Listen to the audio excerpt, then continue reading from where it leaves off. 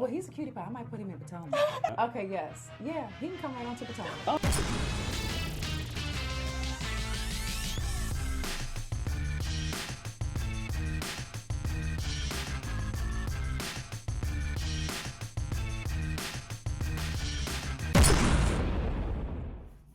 What's up, y'all? It's your boy Richie Scott. We're back with another video. I want to thank you guys so much for tuning into the channel. Listen, if you haven't already done so, make sure you hit that subscribe button down below. Hit that notification bell button so you can be clued into when we drop new content right here on this channel. Now let's get into, first, we're going to talk about the news that's associated with Basketball Wives, and then we're going to get into a deep dive with the Basketball Wives reunion. Oh yes, we're going to get into it just like we did last week. We're going to go point by point, issue by issue. We're going to break it all down. And then we're going to discuss it in the community comments just like we always do. But let's first get into the news. Now, first, many of you guys may know that Evelyn tried to also, in addition to suing OG for defamation of character, she also tried to file a restraining order against OG as well. Now, this came out a little bit later than the news about her filing, well, the suit against OG. Now, what we have learned is that restraining order has been denied. Yes, let's get into why though, because TMZ is basically reporting that a judge denied the restraining order, saying that the matter is more appropriately handled through the lawsuit that Evelyn already filed. So this has nothing to do with anything other than the fact that it's already kind of handled by what she's already done. So there's no need for her to file a restraining order. So the judge obviously does not necessarily view Miss OG as a threat to Miss Evelyn's personal safety. Now, one of the things that I think was occurring here is that Evelyn was trying to be proactive in possibly getting OG really removed from the show altogether, okay? Because it is highly likely that Evelyn will be asked back for another season of Basketball Wives. Now, we don't necessarily know if that's already happened, but we can assume that it is happening. Now, I want to get into a little something else. So during the reunion last night, Mark Lamont Hill basically told OG when he was explaining to her about being on another set that Tami had requested to be on another set. Now, here's what Tami had to say in response, and I'm going to give you my thoughts. So Tami basically tweeted, "Boy, I'm seeing the lies and I wouldn't comment, but don't include me in them. I did not request to be on a separate stage. I was told that's how it would be set up. However, I didn't attend anyway. But don't lie on me to try and make your actions make sense. Hashtag BBWLA, hashtag I'm tired." Now, here's what I would say to that whole situation. I think that while Tami is actually, she's correct on that. And I think I thank her for pulling the wool back on this whole situation. I definitely would have appreciated more if she had actually made it to the reunion. I think it's mighty suspect that she had an allergic reaction that close to the reunion, but hey, we're just glad that she is A-OK. But I can also understand it too if she just didn't want to be a part of the messiness and the madness anymore. It's like I would want to be far away from it as well if I were her, because she's venturing off into acting and I think that's awesome, right? But at the end of the day, it's like, yo, Tami, like, chances are they probably would have put you on a separate set because you weren't filming with Evelyn throughout the season. So why would they want to put you on the same set with Evelyn knowing that you didn't want to film with her or be in the same room with her at all throughout most of the season? So that only makes sense. Mark most likely misspoke, but maybe that's exactly what he was told. I don't know, because there seems to be a whole lot of foolery going on with production on the show in general. So, who knows how that whole situation turned out, but Tami definitely pulled the wool back on that whole situation. Also, Jennifer Williams is commenting on Evelyn's lawsuit, basically saying, "It's funny how I get accused of playing the victim and being lawyered up, but you go out and retain my lawyer of 10 years to file a frivolous case." She says also, "If I don't rock with you, I'm not even using your nail person or anybody associated with you." So then she says that the two-stage thing is ridiculous for an ensemble cast of women. People work with people they don't like every day. Grow up. Now, I would say that I kind of believe that to be true as well. In terms of, I do think that the lawsuit is frivolous. I would like to know what deals that she's lost in reference to this whole situation. I wonder if it's that whole Good American contract that she was with because, you know, she was a brand ambassador for Good American. So I'm wondering if that may have been one of them. But then secondarily, I also agree that people have to be on the stage with people that they don't like all the time. Like, honestly, let's be for real. Like, I've had to do shows and stuff like that with people that I weren't necessarily a fan with, but you would have never known that I dislike this person or they dislike me, because at the end of the day, we both choose to be professional. I can't see OG running across the stage at anybody while she's in her, you know, reunion dress and heels and all that good stuff. So I do think that she could have had the opportunity to have been on the stage. I think it would have been the only right thing to do, and that way you would have had everybody on the stage. I think that's the only fair thing to do. Now let's get on with the actual show. Also, you guys, Evelyn did a interview with Gossip, basically explaining why she is not racist and why she does not exhibit the behaviors that people are calling she's saying that she's not a colorist. She doesn't have anything to do with that. That's not her. You guys can go over to Gossip to read all about that. Let's get into the show. All right, so first things first. We're gonna do our deep dive into this because it's a lot to unpack, and a lot of that happened within the first 20 minutes before the ladies even hit the stage. Now, we're gonna talk about all of the behind the scenes antics right now. I did notice that there was some drinking going on backstage. A lot of us have wondered before if they were allowed to drink backstage before the reunion, and clearly they're able to do so, which is probably, I don't know if it's a good thing or a bad thing, but you know, I would definitely need a drink before entering that war room, okay? We learned from Shawnee that OG has not only went buck on the ladies, but she also says that she's went buck on production as well. So I'm not necessarily sure about that because we never saw it. But what is evident is everybody it seems like they're on edge and in a bad mood, okay? Everybody seems like they're in a bad mood. Now, Mark goes to OG and says that Tami requested a different set. We talked about that earlier. And OG asks, is it because I'm chocolate? Is it because I embrace my melanin? So at this point, they're running an hour late. Now, at this point in time, this is when the whole colorism issue comes into play. The first time it comes into play here. Now, what we also learned is that if OG doesn't leave, the rest of the ladies are leaving. I'm not clear on which ladies they are, but I'm assuming it's going to be Shawnee, Evelyn, Malaysia, Phoebe, and Kristen. That wasn't stated, but I'm assuming those are the ladies that it was going to be. So Mark calls in Cece and Jackie to talk some sense into OG into staying. Not really talk sense into her, but to try to get her to stay.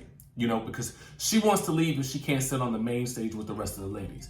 And I don't necessarily blame her for that. And that's when Jackie brings up the fact that Drea also sat on a separate stage. But, you know, OG made a good point and said that did Drea ask for that specifically, or was she told that that was going to happen? And of course, we all know that Drea requested that. Now, what we also learn here in this little instance is that OG is indeed a princess, because she says she outranks everybody else in here. So I didn't know if this was true. Maybe you guys can let me know down in the comments. Is she a Nigerian princess? I'm not necessarily sure. Was that a title that she bestowed upon herself, or was that a family title? Let me know down in the comments below, because I honestly don't know, okay? So I kept wondering at the beginning of this whole situation, when Jennifer was the only person sitting out there on the couch, did the seating change, okay? And so Jennifer was seated on the other couch where Phoebe was sitting initially, right? And so when Jackie came out and discovered that she was going to be in betwixt Shawnee and Jennifer, she pitched a fit. And that's when we see her about to leave, and she tells them they can try to get their ratings without her because she is going to be sitting first chair. Now, this is where I was wondering, where in the world is Andy Cohen and Bravo? Because at the end of the day, it seems to be that all types of foolishness can go on the set of the Basketball Wives reunion or on a VH1 set in general. I don't know. Because at the end of the day, what I do know is that if Bravo said that you're going to be sitting in this seat, you're going to be sitting in this seat. When they told Melissa last year that you're going to be in the middle and not next to Andy on the Real Housewives of New Jersey, she had no choice, even though I heard she pitched a fit backstage, she had no choice but to let Margaret take that first seat because Margaret had most of the drama last year. But in this instance, I can understand why Jackie would want to take that first chair because she is the OG of the Basketball Wives LA franchise. And to me, it makes more sense to have Jackie and then Shawnee on the two sides of Mark. I understand it's all about placement, people. It's all about placement. Everybody is gunning for that first chair. Now, basically Shawnee's like, okay, Jackie's pitching a fit. She's spiraling. Evelyn, can you move? And Evelyn's like, sure, I can sit beside you, until Shawnee tells her exactly why. And then she's like, no, I'm not gonna move. Finally, she thinks better of it because they've already, at this point in time, like 2.5 hours late, okay? So they're already running behind in production. And again, I'm thinking to myself, where is Andy Cohen to get these ladies together, okay? Because it seems like production has no control over the situation and everybody is running amok. So Jackie moves into Shawnee's seat that Shawnee ended up sitting in right beside Evelyn after Evelyn moved to the second seat. Then they switched Jackie over because she was supposed to be in the other side right next to Kristen. But in that instance, Malaysia was sitting there, and Malaysia decided that she didn't want to sit beside Jackie, so she moved to the other side and sat beside Evelyn and Jennifer. In which case, she was like, well, I'd rather sit next to Jennifer because she wasn't talking about my kids, but then they ended up moving Jennifer to the other side of the couch. Anyway, yesterday when I asked y'all in my review of the preview if there seemed to be some sort of tension between Jackie and Evelyn during that Jackie segment, I now know why there seemed to be so much tension amongst the ladies, because everybody was pissed off about these constantly moving chairs. And all I kept thinking to myself was, what the heck is going on right now? Now, okay, so now I understand why everybody looks so irritated when they start this reunion.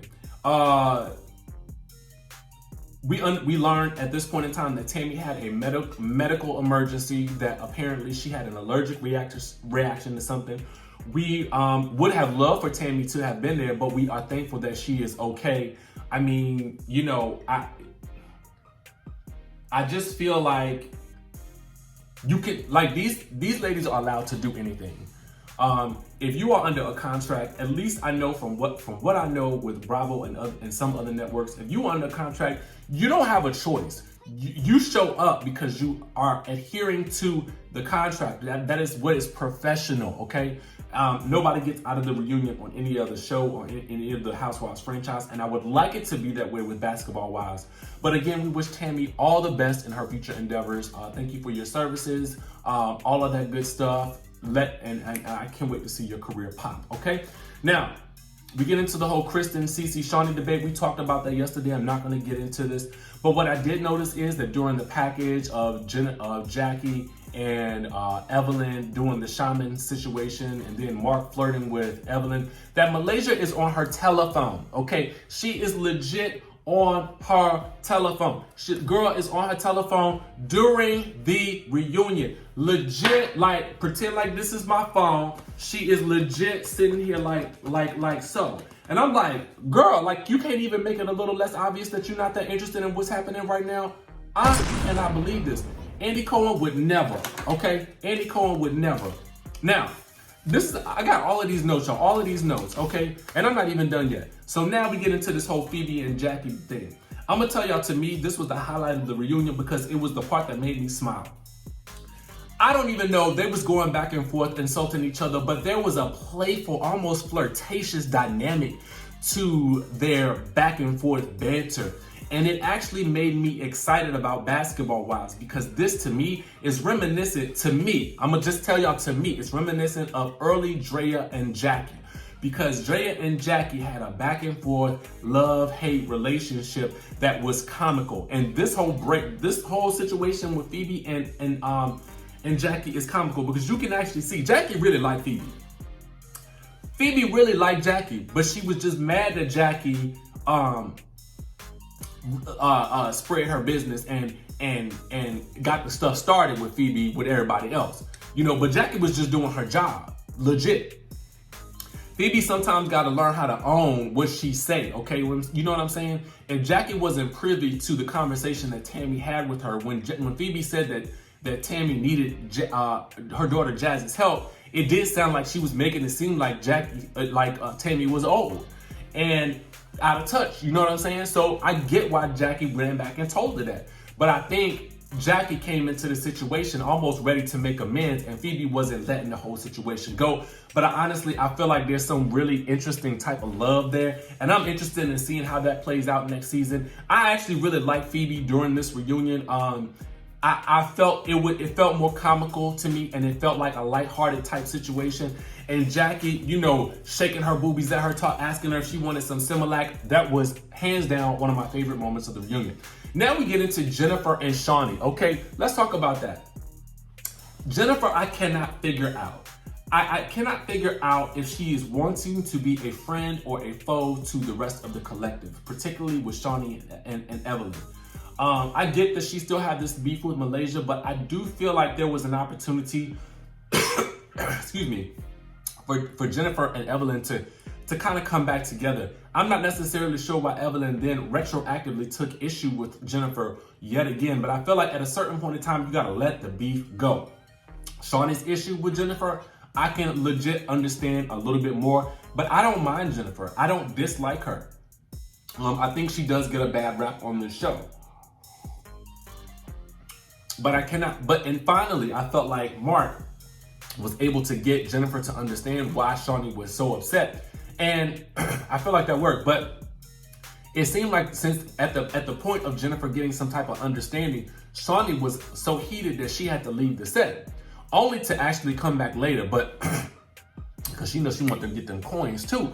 But at the end of the day, it's like, you know, I don't get it. Like, let it, at a certain point in time, let it go. I do get the fact that if Jennifer is talking about her man, but I felt like what Jennifer said, it was a dig, but I didn't feel like it was too big of a dig that Shawnee could not get over. But that's just me, and y'all let me know what y'all think down in the comment section below. I did notice that Evelyn said to Malaysia that they should not have done that to Shawnee. I mean, it happened on the show, so I do feel like they had to discuss it, and I felt like it was a discussion worth having because there was resolution with Jennifer understanding why Shawnee was upset in the beginning. So I don't necessarily agree that they shouldn't have done that because I do feel like all issues need to be brought out on the table, and Shawnee is not she's not exempt from that, okay? And ultimately, she handled herself well. If she needed a break, I can get that too, okay? Whatever. There's a cute little package with Shawnee and Shaq. And I think in my mind, I would love to see them get back together, but I love the fact that, you know, they were able to both come back together and, you know, really be there for their son in his time of need. And they're cute together. So I would like to see more of him on the show as time moves on. Now, what we learn now is OG is back on set. Now, I almost basically stopped taking notes here because I was so intrigued by this conversation. Now, she said that she wasn't gonna let the other ladies dictate the narrative of her story, and I think that that was a smart thing. If I was her, I wouldn't have left in the first place. I would have definitely pitched a fit about being in that other room, but there is no way I would let them silence me because at the end of the day, if you don't show up, everybody else controls the narrative, and I'm so happy that she allowed her, she put down her ego, and she said, I'm gonna actually do this, and I'm gonna speak my piece, and I'm gonna have my man sitting beside me. I thought that that was a genius and bold move on her part, and I think it's smart of her to get her story out. Now, here's what I have to say. Something that I love that Mark said is that we don't have to agree about the colorism debate, but if OG feels how she feels, that's how she feels. Now, I don't want her to be using that as an excuse to get back at the ladies, but if she feels how she feels, if she feels like they are disliking her because of the complexion of her skin, that is how she feels, that is what she is experiencing. What I do think is that Shawnee, at that point in time, you have to respect that. And what I would simply say if I was Shawnee is that, listen, the better resolution would be to say, okay, that is a serious statement right there, and I need time to digest how true that is. And I need to apologize to you and to the viewers who have experienced this, because it is serious and it is a serious issue within our community. And I want to have a further discussion on how we can rectify it, because if you have felt ostracized because of this color of your skin, we got it wrong. Bottom line, bottom line, bottom line. And that is up to Shawnee to address. And I hope she addresses that properly next week. Now, I'm not saying that that's going to satisfy everybody in the Basketball Wives community of fans. But I will say that it is a step forward in hearing the audience, hearing the fans, hearing a cast member and saying, I am gonna hear you out. I'm here for you. How can we fix this issue? Because that to me is show stopping, okay? It is show stopping, and you cannot dismiss the issue because it is not only OG that is feeling like that, it is plenty of fans. Now, conversely, I did love hearing Malaysia's take on it as well. I kind of felt like the back and forth between Malaysia and OG, I felt like that got a little bit distasteful. I don't know about the whole skin bleaching thing. I have done interviews with med spas who specialize in skin bleaching, and many of them advise skin bleaching, and they don't call it skin bleaching, they call it skin brightening in most med spas.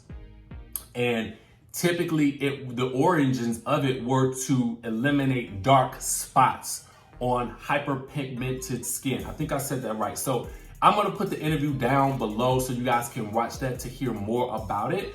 But anyway, I just didn't like that part of it, but I can see both sides of the debate. And to me, that was a more interesting conversation. I would have wanted to hear Jennifer and Jackie's perspective as well, because we did not hear anything from them during this period of time. And I feel like that is probably a more telling,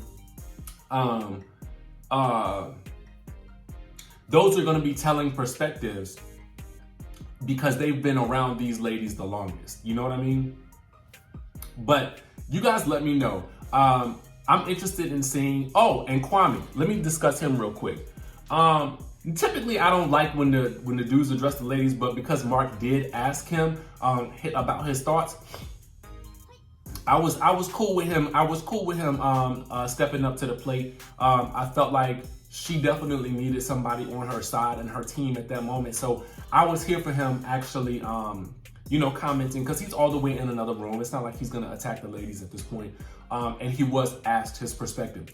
Now, listen guys, I gave you guys a lot of information. We broke it all down for you. Let me know what you guys think about this whole situation down in the comment section below. More importantly, let me know what you think that Shawnee's gonna say next week when she's addressing this colorism issue on the show and on a solo interview. I would really be interested in hearing that. And I probably would have been more interested in not only hearing Shawnee's, but also Jennifer and Jackie's in a separate interviews as well, because they've been on, like I said, they've been on the show for a really long time, and I would love to hear what they have to say because they have the history with this group in order to really give an accurate viewpoint on how they have felt about this issue throughout the years and a different perspective as well, because I just think it's valid, and we didn't get to hear from them while the show was actually going on. But anyway, I hope that you guys enjoyed this review. I tried to be objective, but I also tried to be sensitive to the issue that we're currently looking at with this show. And guys, listen, make sure you hit the subscribe button down below, hit that notification bell button, and I will see you guys in the next video.